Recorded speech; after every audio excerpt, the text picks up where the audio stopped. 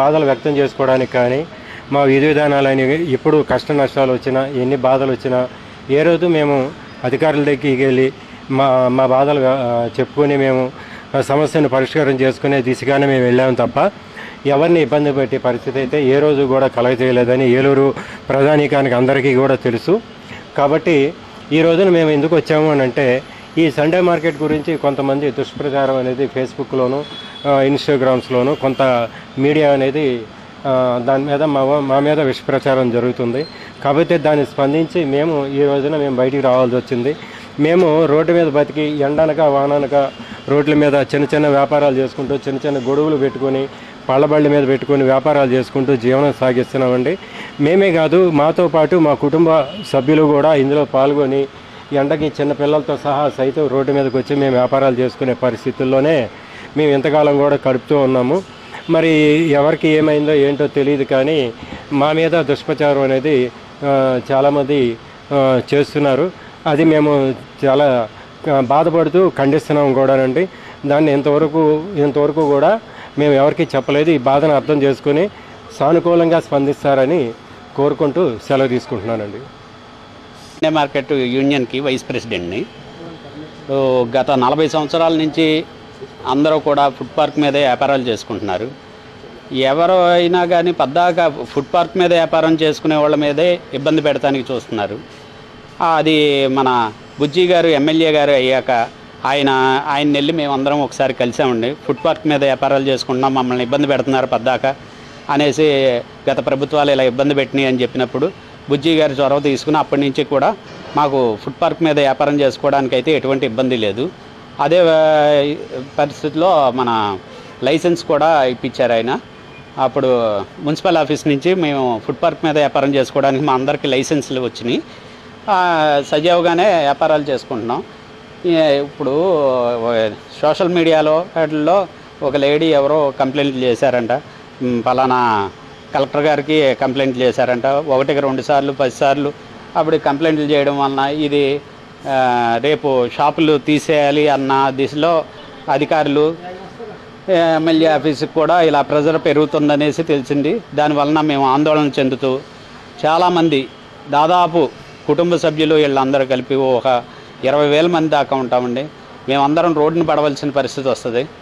దీనివలన ఎవరికి ఏ ఇబ్బంది లేదు. ఫుడ్ పార్కుల మీద వ్యాపారం చేసుకునే వాళ్ళ వలన మేము ఒకళ్ళని వెళ్ళి ఇబ్బంది పెడతల్లా ఏమి నేరాలు ఘోరాలు చేయట్లా మా వ్యాపారాలు మేము చేసుకుంటున్నాం. అయినా కానీ మమ్మల్ని ఇలాగ ఇబ్బంది పెడతాం ఇది మంచి పద్ధతి కాదు. ఇప్పుడు ఫుడ్ పార్క్ మీద వ్యాపారం అంటే కేవలం ఫుడ్ పార్క్ మీద వ్యాపారం చేసుకునే వాళ్ళే అడ్డం కాదు కదండి.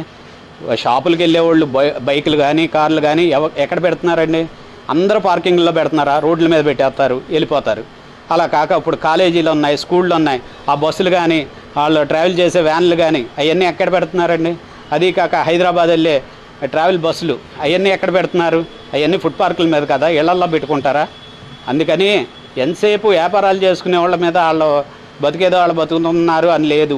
ఇది సామాజిక సేవ చేయాలంటే బోల్డ్ రకాలుగా సేవ చేసుకోవచ్చు. అంతేగాని ఏదో ఆ ఫుడ్ పార్కుల మీద వ్యాపారాలు తీపిచ్చేసి దాని మీద జనాలు నడుపుతారండి. జనాలు ఎలా అయినా నడుపుతారు, ఎలా అయినా వెళ్తారు, వాళ్ళ పనులు వాళ్ళు చూసుకుంటున్నారు. అంతేగాని దయచేసి వ్యాపారాలు చేసుకునే వాళ్ళ జోలికి రాకుండా ఎమ్మెల్యే గారు ఇలా మన ప్రభుత్వం కూడా మాకు సపోర్ట్గా ఉండాలని కోరుకుంటున్నాం. నా పేరు శ్రీనివాసరావు సార్. మరి ఈ మధ్యలో సోషల్ మీడియాలో ఈ షాపులన్నీ ఉండడం వల్ల ట్రాఫిక్ అంత ఇబ్బంది అవుతుందని కొంతమంది ప్రచారం చేస్తున్నారు.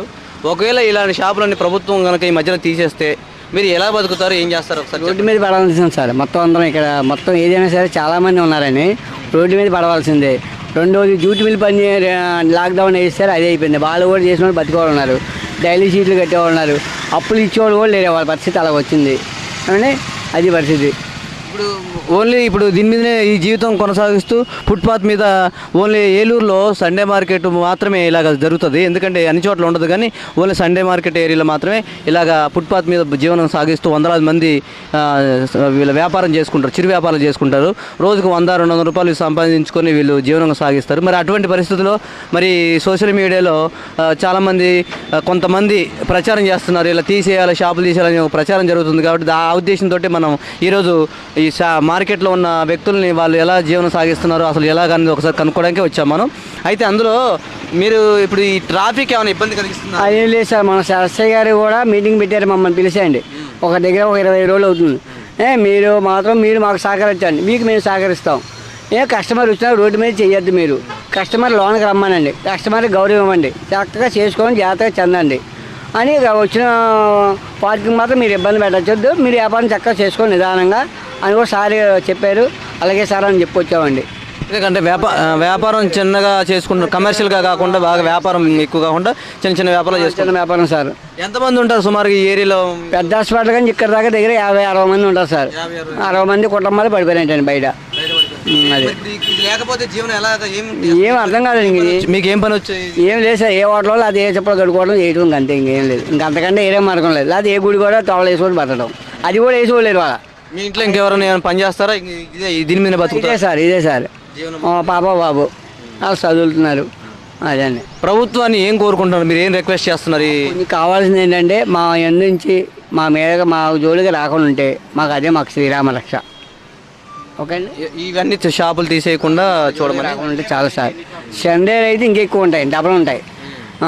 సిరి వ్యాపారాలు బళ్ళ మీద పెట్టుకోవడం, హ్యాండ్ మీద వేసి చేసుకోవడం చాలా నార్మల్గా మామూలు రోజు వచ్చరికి ఒక 50-60 షాపులు అట్లా ఉంటే, సండే వచ్చరికి 200 షాపుల వరకు ఉంటాయి. గ్యారెంటీగా ఉంటాయి. సండే మార్కెట్ ఇప్పుడు కాదండి, దగ్గర 30 సంవత్సరాలు బాగా ప్రోమర్ అయిపోయింది. సార్కి మేడం గారికి అందరికీ తెలుసండి ఈ విషయాన్ని. అదే షాపులు చేయటాక చాలా దూరం నుంచి వస్తారండి. మారివాళ్ళు వస్తూ ఉంటారు. బట్టలు అనేక విధాలుగా పిల్లల బొమ్మలు అమ్మేవి ఉంటాయి, కొంచెం బాగా రీజనబుల్గా ఉంటాయి, బాగా అనుకూలంగా ఉంటాయి. కస్టమర్ కూడా బాగుంటుంది అనుకూలంగా, అందుకని బాగా సాగుతుంది. ఏలూరు పరిధిలో షాపులలో చాలా ఎక్కువ కాస్ట్లో ఉన్న వస్తువు కూడా ఈ సండే మార్కెట్లో చాలా తక్కువ రేట్లో దొరుకుతాయి కాబట్టి అన్ని చోట్ల నుంచి కస్టమర్స్ వచ్చి కొనుక్కుంటారు. మరి వీళ్ళ జీవనోపాధి, ముఖ్యంగా వీళ్ళందరూ కూడా జీవనోపాధి కొనసాగిస్తున్నారు. వాళ్ళ పరిస్థితులు కూడా ప్రభుత్వం అర్థం చేసుకొని మరి షాప్. నా పేరు వెంకట సత్యనారాయణ. మరి ఇప్పుడు ఈ సండే మార్కెట్లో ఎప్పటి నుండి, ఎన్ని సంవత్సరాల నుంచి మీరు వ్యాపారం చేస్తారు? 15 ఏళ్ళ నుంచి ఇక్కడే ఉన్నామండి. 15 ఏళ్ళ నుంచి ఇక్కడే ఉన్నాను. ఇంతకుముందు బట్టల షాపులు చేసేవాడిని, అక్కడ మానేసి షాప్ పెట్టుకున్నానండి.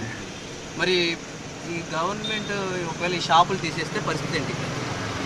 షాపులు తీసేస్తే ఇంక ఇది అందులో మానేసిన కానీ ఇక్కడే బతుకుతున్నామండి. ఇది మానేస్తే మాకు జీవనాధారం లేదు, ఇదే జీవనాధారం.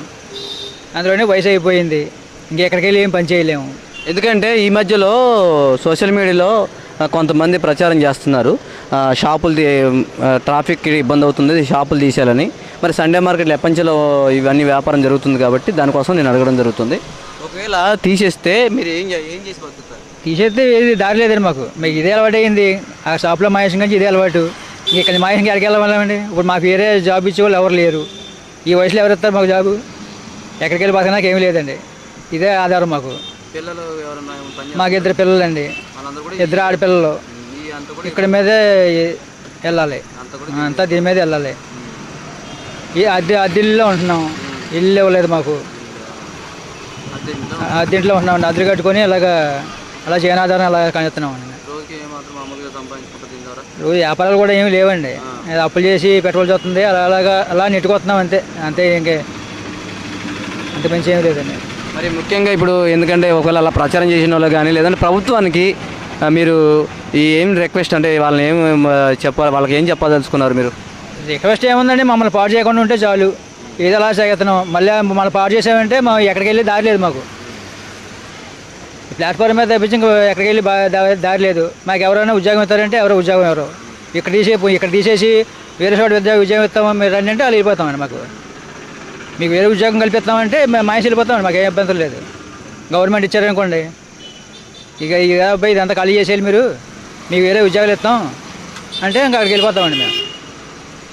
మరి ఎన్నో సంవత్సరాల నుంచి ఈ వ్యాపారం మీద ఇక్కడే వ్యాపారం చేసుకుంటున్నారు. మరి ఆ పరిస్థితులు ఏంటంటే ఒకవేళ తీసేస్తే మాత్రం దారుణమైన పరిస్థితుల్లో మేము ఉంటామండి. బ్రతకడానికి అనుకూలంగా కూడా లేదు, ఫ్యామిలీ కుటుంబం అంతా కూడా దీని మీద జీవనాధారం పొందుతున్నాం కాబట్టి అటువంటి సమస్య వస్తే మాత్రం మేము ప్రమాదంలో పడ్డట్టని వాళ్ళు తెలియజేస్తున్నారు.